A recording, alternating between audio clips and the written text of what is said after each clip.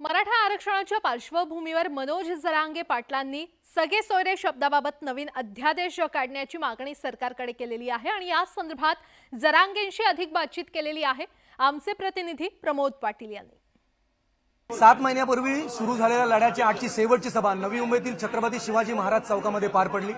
नवी मुंबईतील आणि त्या सभेमध्ये जरांगे पाटलांना काही अध्यादेश महाराष्ट्र सरकारकडून आरक्षणाच्या संदर्भात देण्यात आले आणि त्यानंतर त्यांचं काहीसं समाधान झालं तर काहीसं दुःख झालं। म्हणजे कभी खुशी कभी गम अशा प्रकारची त्यांची एकंदरीत परिस्थिती या ठिकाणी होती।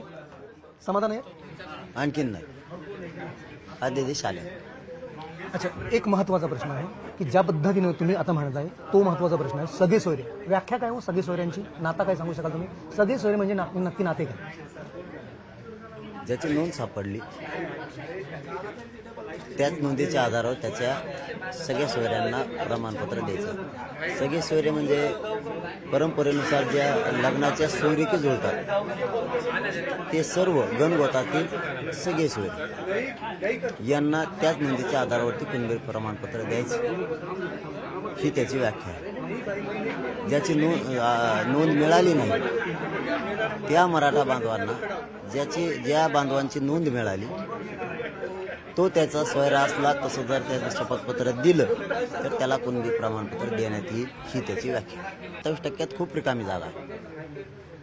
फक्त आरक्षण हा विषय खूप जणांनी समजून घेतला नव्हता त्यामुळे त्याच्यात हस्तक्षेप करत नव्हते। पंकजा मुंडे असं म्हणतात की ओबीसीवर एखाद्या समाजाला जर तुम्हाला आरक्षण द्यायचं असेल दुसऱ्या समाजावर अन्याय नको आणि पडळकर असं म्हणतात की ओबीसीतून आरक्षण देण्याला आमचा ठाम विरोध आहे। त्या दोघांच्याही आरक्षणाला आमच्यामुळे धक्का नाही लागत।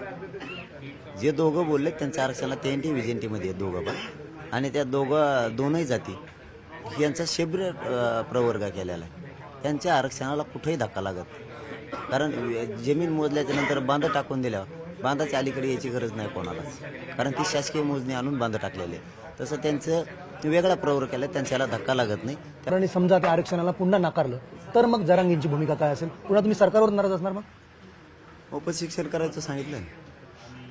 ज्या मराठा समाजाला कुणबी प्रमाणपत्र घ्यायचे नाहीये किंवा जे सगळे सोयरे या व्याख्यापासून लांब राहू शकते त्यांच्यासाठी ते आरक्षण मिळेपर्यंत क्युरिटी पिटिशनचे दाखल केल्याच्या नंतर तोपर्यंत शिक्षण मोफत।